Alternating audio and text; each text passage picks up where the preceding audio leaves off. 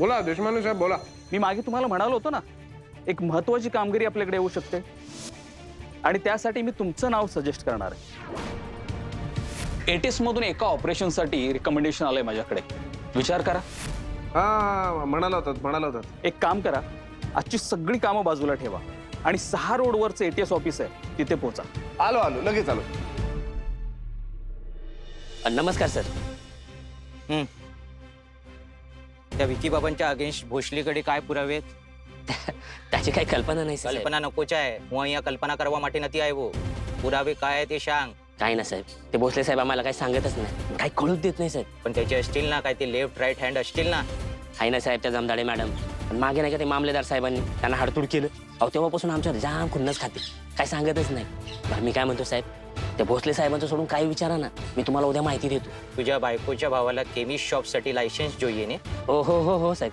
मग इन्फॉर्मेशन दे आणि लायसन्स घेऊन जा. ठीक आहे साहेब. विजय विजय कुठे निघालायस? मी एटीएस ऑफिसला निघालो. हा मग सांगून जाणार आहेस की नाही? सावकाश. सॉरी खरंच सॉरी. मला आत्ता देशमाने साहेबांचा फोन आला. त्यांनी सांगितलं की तासाभरात तिथे पोहोचा, अर्जंट काम आहे, एटीएसचं काम आहे, म्हणून मला निघावं लागतं. ओके बरं पण उशीर होणार असेल तर कळव मला. हो कळवतो. ते काल मीताचे वडील आले, त्याआधी तुला काहीतरी माझ्याशी बोलायचं होतं ना? नाही एवढं काही नाही. तू न्यूज वाचलीस? नाही. सारडा साहेबांनी सांगितलंय की विकीला ते आपल्या सगळ्या प्रॉपर्टीतून काढून टाकणार आहे आणि असं पण म्हणालेत की जर तो गुन्हेगार ठरला तर ते त्याला सगळ्या प्रॉपर्टीतून बेदखल करणार आहे. मग चांगली गोष्ट आहे ना? कोणासाठी? नाही म्हणजे बरोबर वागतायत ते, न्यायाच्या बाजूने.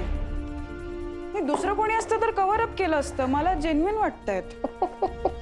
ते हसायला काय झालं विजय? विषय असा आहे ना भूषू, सारडा फॅमिली ही एक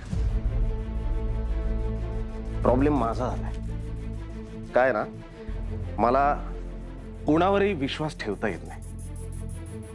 या आधी पण मी तुला सांगितलं होतं ना की आता विजय भोसलेनी कोणावर विश्वास ठेवावा असं जर वाटत असेल तर समोरच्या माणसाने असं काहीतरी करून दाखवावं की तो माझा विश्वास संपादन करेल. काय ना भूषू, आयुष्यात मी खूप लोकांवर विश्वास ठेवला आणि त्यामुळे मी खूपदा तोंडावर पडलो, मूर्ख बनलो. आता ती चूक मी परत कधीच नाही करणार. तुमच्याबद्दल मला असं काही वाटत नाही. मला मान्यच आहे की तुम्ही विश्वास ठेवताय, आंधळेपणानं विश्वास ठेवताय, कदाचित दिसतंय ते मला, पण यात तुमची चूक नाही. कारण मी जितके हे विश्वासघाताचे चटके सहन केलेत ना, तितके तुम्ही नाही सहन केलेत आणि आयुष्यात तुम्ही हे सहन करूही नाही. आता हा अविश्वास सुद्धा जर खोटा ठरला ना भूषू, तर मी नोकरी सोडावी आणि घरी बसावं. असं का म्हणतोयस? तू इन्व्हेस्टिगेशन करशीलच आणि त्यातून काहीतरी तुला मिळेल पण माझं एवढंच म्हणणं आहे की एका व्यक्तीमुळे तू पूर्ण फॅमिलीला दोषी ठरवू नकोस. तू एंगेजमेंट होईपर्यंत थांबायला हवं होतंस विजय. विकीमुळे मीता आणि अमितची एंगेजमेंट. अख्ख्या फॅमिलीवरच माझी शंका असेल तर? सुविचार क्रमांक 77. मला नाहीये पाठ, मी घेते पाठ करायला. शीतावरून भाताची परीक्षा. अमित सारडा हे शीत आहे. आपल्याला अख्खा भात कसा याची क्वालिटी कळणारच आहे, कारण ते निकृष्ट दर्जाचं शीत आहे ना. आत्ता जी गोष्ट मी तुला सांगणार आहे ती फक्त माझ्या टीमला माहिती आहे. भुलाबाई रोडवर जो अपघात घडला तो फक्त अपघात आहे, पण तो अपघात कव्हर अप करण्यासाठी जे झालंय तो मोठा क्राईम आहे.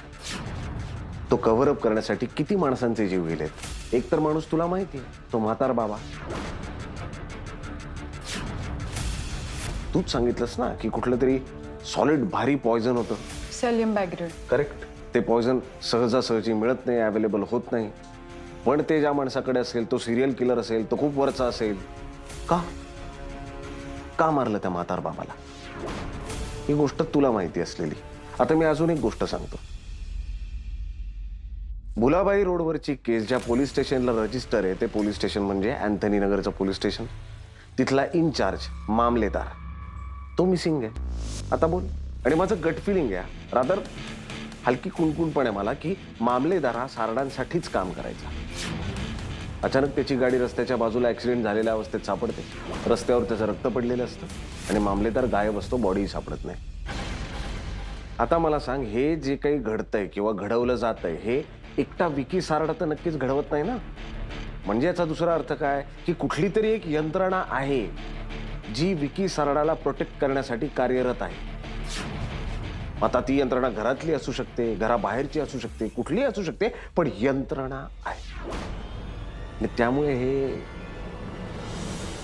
नरहरी सारडा काय उपोषण करतात, काय ते आता मी त्याला बेदखल करतो बोलतात, ह्या सगळ्याचा माझ्यावर काही परिणाम होत नाही. माझ्या मनात त्यांच्या विरोधात शंका आहे, माझा त्यांच्यावर विश्वास नाही. त्या विकी सारडाला वाचवण्यासाठी ह्या लोकांनी रस्त्यात येणाऱ्या प्रत्येक दगडाची ठेचून ठेचून माती केली आहे. मला नाही माहिती अजून किती दगड विटा ह्या रस्त्यात आहेत, अजून किती लोकांचे जीव टांगलेले आहेत, किती लोक मरणार आहेत याची वाट बघायची मी. माझं कर्तव्य आहे हे जर थांबवायचं असेल तर सगळ्यात पहिली स्टेप विकी सारडाला उचलणं. ते मी केलं. मला यावं लागलं, तो साखरपुडा चालू असताना मला घुसावं लागलं, त्याला उचलावं लागलं. आता मला सांग बोशू, माझं काय चुकलं? नाही, बरोबर आहे. I understand. थँक्यू. चला ATS वाले काय म्हणतात बघूया. विजय विजय हा. ठीक आहे. आणि ऐक ना, तू असा ओबडधोबड आहेस ना, म्हणूनच आहे लग्न. नशीब त्या ओबड दोबडच्या पुढे आय लव्ह यू म्हणाली, नाही तर नुसतंच ओबड-दोबड. कसं वाटतं ते? चल बाय. हो, अपडेट देत राहा.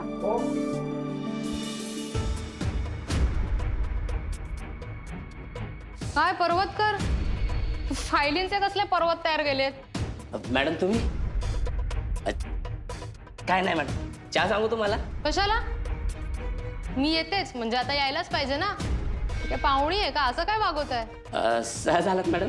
हा, ऍक्च्युली ते विकी सारडेचं स्टेटमेंट घ्यायला आले. ते झालं की लगेच निघेन मी. तुमचं चाललंय काय? हे असं जनरली मॅडम, साफसफाई. आता काय ते मामलेदार साहेब नसतात आणि विजय भोसले साहेब काय रोज रोज येत नाहीत. ही सगळी जबाबदारी माझ्यावर आली, मलाच बघावं लागतं सगळं. चांगलंय चांगलंय, करा करा, काम करा.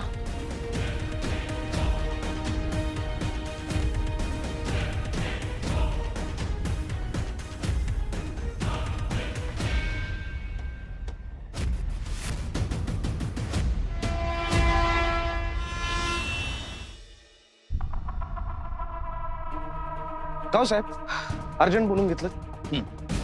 एक महत्वाची केस आहे. काही दिवसापूर्वी कांडला पोर्टवर आम्ही एक ड्रग कन्साइनमेंट पकडली होती.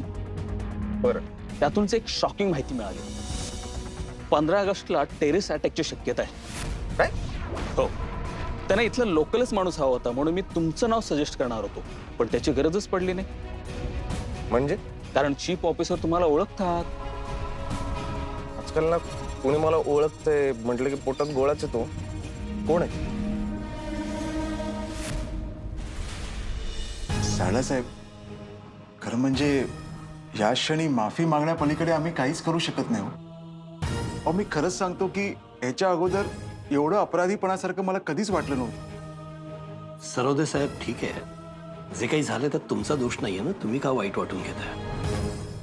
अहो पण ते भोसले. सरोदे साहेब, ते कसेही आलेच असतील. अहो पण त्यांना माहित होतं घरी साखरपुडा सुरू आहे आणि तरीही ते अचानक. ताई, जे व्हायचं होतं ते घडून गेलं.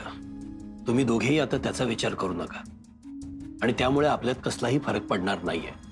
मुलांना लग्न करायचंय ना, ते होणार. फक्त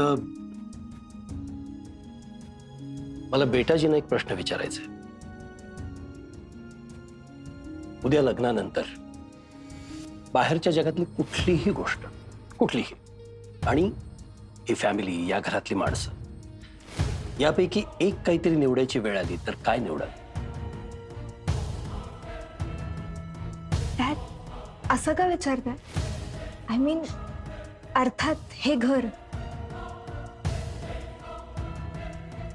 हेच ऐकण्यासाठी विचारलं. झालं तर कोणी माझी बघितलं ना कशी गुणी आहे आपली होणारी सुनबाई. बेटाजी, मला डॅडी म्हणालात ना, आता कसलीच काळजी करू नका, सगळं माझ्यावर सोपवा. आणि तुमच्या बाबांना सुद्धा तेच सांगा जरा. त्यांनी खूप गिल्ट घेतलंय उगाच. साहेब थोडं बोलायचे होते. आत्ता हो. पौर्णिमाजी, तुम्ही जरा यांचा पाहुणचार करा. मी आलो.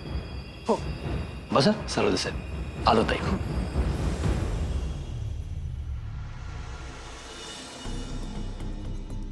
पेशन्स भोसले. मला सांगा पेशन्स. हा पेशन्स मी सांगा ना कोण आहे. मला असं वाटतं ना आपण एखाद्या चोराला धरायला असा दाबा धरून बसतो ना, काय अर्थच नाही याला. आणि जी आता व्यक्ती येणार आहे ना, तिला भले भले चोर घाबरतात.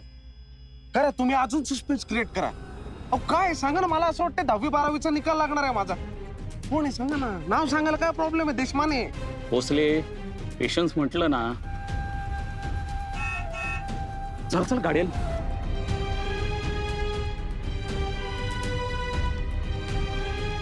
जय हिंद. जैन सर.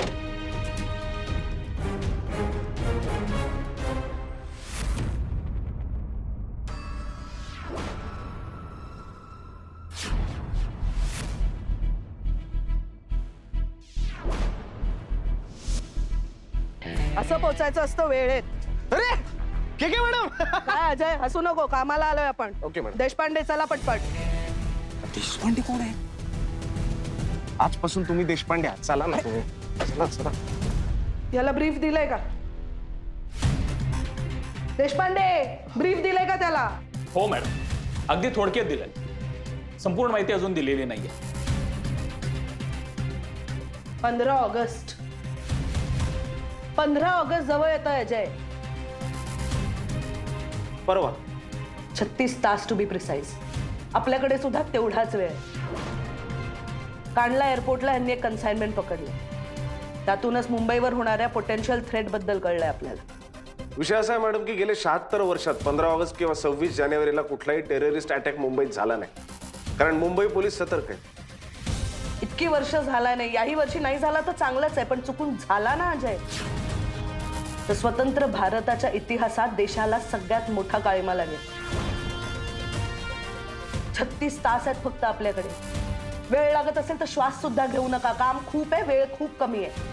ह्या 36 तासात आपण काय करतो यावर मुंबईतल्या 21.5 कोटी लोकांचं भविष्य अवलंबून आहे. कळतंय?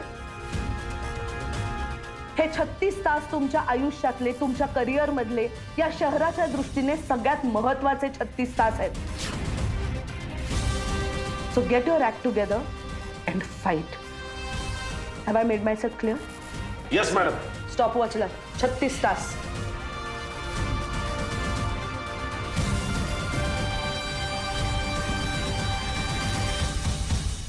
हाँ जी, खाना खा लेता तुसी? हाँ मैंने भी खा लिया. 1 घंटे भर विच. चलो जी, रब राखा. I love you. Madam, Singh साहेबांना खोटं सांगितलं तुम्ही जेवला नाहीत अजून. तू पण जेवायचं नाही. टेररिस्ट सापडत नाहीत तोपर्यंत. तुझी मिशी आवडते म्हणून नाही घेतलंय तुला या केसवर. कळलं का? तुझं खबरी नेटवर्क साठी मला या केसवर घेतलं. मला कळलं मॅडम. उरलेली अक्कल आणि थोडेसे स्किल्स कामाला लावायचे. सगळं खबरी नेटवर्क ऑन करायचं. रेतीतून दगडाचा कण शोधायचा आपल्याला. दगडातून रेतीचा कण शोधायचा. Madam done. शोधू आपण. वेळ कमी आहे आपल्याकडे. Yes madam. मी काय म्हणतो, सिंग साहेब कसे? आणि ती छोटी आपली सावनी 3 वर्षाची झाली असेल ना आता. किती बोलतो रे तू.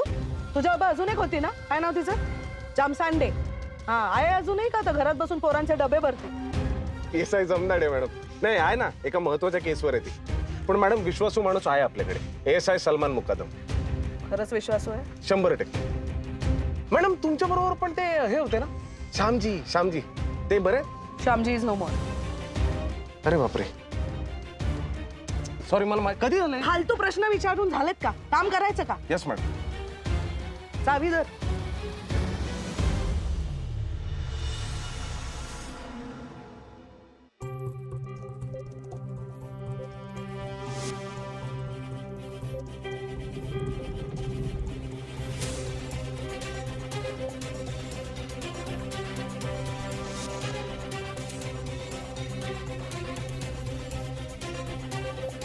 डॅड काय झालं इथे एकटेच बसलाय?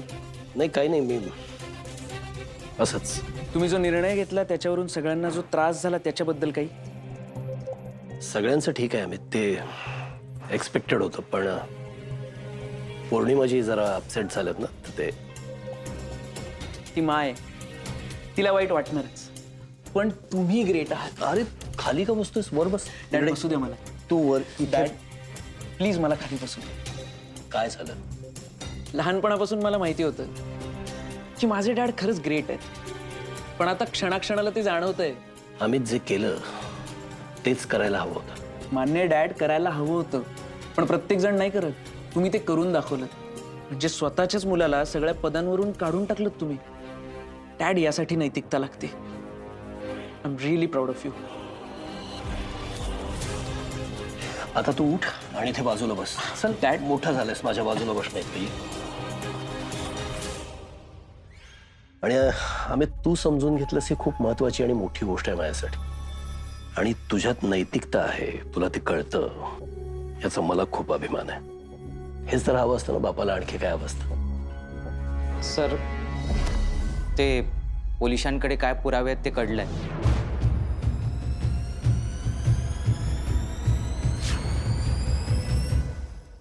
पक्का? होय. हा, चल चल चल, निघ इकडे. घोसाडे आलाय. चल. ए भोसले, तू काय करतो बे इकडे रात्रीचा? हा? मावशी, तुझे आशीर्वाद घ्यायला आलो माहितीये. अशा एका ऑफिसमध्ये मी काम करतोय ना आता, का मला स्वप्नातही वाटलं नव्हतं इथे आपल्याला कधी बोलवतील, फक्त तुझ्यामुळं. म्हणजे ते काही गोष्टी गोपनीय आहे, ते सांगू शकत नाही मी, पण तिथे माझी सिनियर मला म्हणाली, खबरी मावशी आहे ना म्हणून तुला टीम मध्ये घेते, नाही तर विचारलं पण नसतं तुला, असं म्हणाले माहिती. एटी अशी के बोलली ना. काय करणार आहे बुवा? हा? खबरी मावशी आणि देव यांच्यापासून काहीच लपत नाही बा. असणारच, कारण उजेडात जेवढं दिसतं ना तेवढंच अंधारात पण आम्हाला चांगलं दिसतं. बघ, तुमच्यापेक्षा जास्तच दिसतं. तुम्ही फक्त डोळ्यावर अवलंबून असता. मी नाही तशी, मी कान आणि डोकं दोन्ही वापरते. मग मुंबईत कुठेतरी बॉम्ब ब्लास्ट होणार आहे असं काही बघितलंयस का? कुठे अतिरेकी हल्ला होणार आहे असं काही ऐकलंयस का? अबे बाई, ताड ऐकलं असतं तर मी बोलवून सांगितलं नसतं का पहिलं तुला? ठीक आहे, काळजी घे, येतो मी. भोसले, आत्ता नाही देणार मावशी. 15 ऑगस्टला मुंबईवर असा कुठला हल्ला होणार आहे याची मला खबर तू दिलीस ना, 4 पट पैसे देईन तुला. येतो. ऐक, अशी खबर मला जर का लागली ना तर बिना पैशाची खबर मी पहिली तुला देणार. का? तुझ्यासाठी नाही, देशासाठी. चल निघ. जय हिंद. जय हिंद.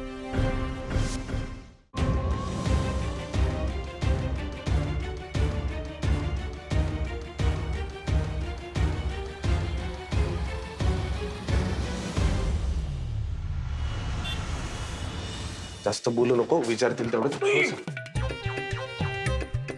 श्यामजी, भोसले, ओरडताय कशाला? नाही तुम्ही जिवंत आहात? त्यात आश्चर्य वाटण्यासारखं काय? नसू शकतो का जिवंत मी? नाही नाही, तसं नाही. मॅडमनी सांगितलं होतं श्यामजी इज नो मोर. अरे, ही इज नो मोर श्यामजी असं म्हणायचं होतं मला, पण त्याच्या आधीच तू फालतूगिरी सुरू केलीस. त्यांचं लग्न झालं, बायकोला नाव आवडलं नाही, बायकोनी नाव बदललं. सॉलिड येतं वहिनी, म्हणजे डायरेक्ट आता काय मग एक श्यामजी. एक काम कर, प्रश्नांची लिस्ट बनव, आपण प्रेस कॉन्फरन्स बोलवू, तिथे उत्तरं देऊ. चालेल? फालतूगिरी केल्याशिवाय काम करताच येत नाही का? तुझ्यापेक्षा ह्याच्या बायकोलाच हवं होतं इथे केसवर घ्यायला. तिने केलं असतं काम. 34 तास राहिलेत. मी काम केलं ना. हा माझा माणूस आहे madam, ASI Salman Mukadam. Jain madam. इकडचं काहीही बाहेर बोलायचं नाही, आणि बोलायचं असेल तर डायरेक्ट घरी जायचं. कळलं का शाहरुख? चला. सलमान नाव आहे ना माझं. मॅडमचा जरा एक प्रॉब्लेम आहे. माझं नाव काय आहे? विजय. त्या मला म्हणतात अजय. तुझं नाव काय आहे?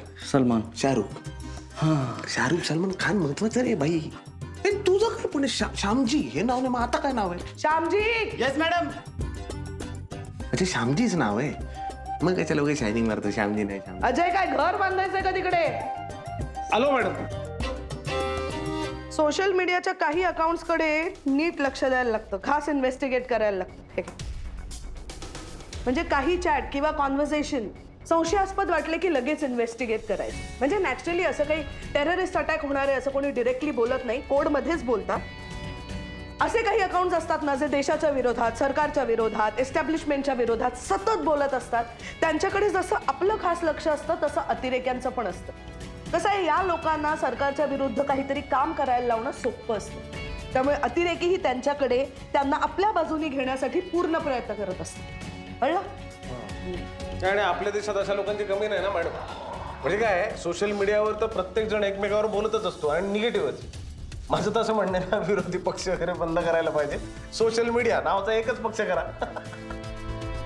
त्यासाठीच आहेत ना हे सगळे, तेच अॅनलाइज करतायत ना.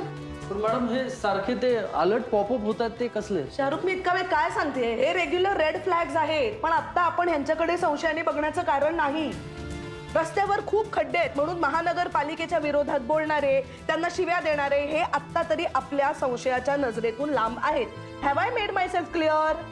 Yes madam. तुझं कुठवर आलं? मी सगळे खबरी कामाला लावले मॅडम. म्हणजे हॉटेल्स, पब्स, रेस्टॉरंट्स रस्त्यावर कान लावून बसलेले असतात त्यांना पण कामाला लावले. पण मॅडम कोणीच असं हत्यार, टेररिस्ट अटॅक असं काही ऐकलं नाही हो, किंवा पाहिलं पण नाही. विचारू, पोकळ धमकी नाही आहे नाही. 16 ऑगस्टची सकाळ उजाडत नाही तोपर्यंत मला तरी खात्री नाहीये. तुला आहे?